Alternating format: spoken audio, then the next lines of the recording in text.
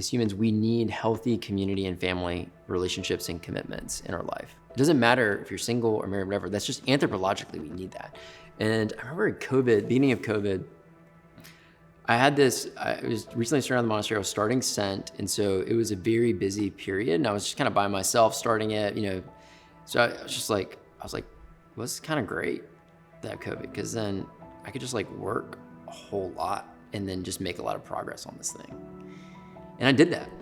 And I was probably I still was going to mass. I would take time for prayer. I'd go for runs, but I didn't really have like any community. And I remember within a few months, I started feeling pretty off, psychologically and like in an existential way. Even though I was still praying every day, even though I was still exercising, I was eating healthy, I was getting more and more unhealthy internally. And this is a guy who had been in a monastery for years.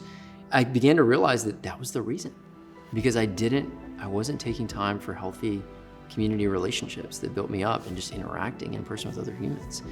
And so I was like, wow. And I made the decision to move into a house with some other Catholic guys to have that community. And then I started being like, okay, no, I need to go out and do these, be with, I need to have a small group. I need to go out to be in social situations. And since then, I've set a goal, and I've been working with a lot of, work with a good bit of single men. It's like, ideally you need something every day, but if not something every day, at least 4 days a week where you have an intentional community touch point.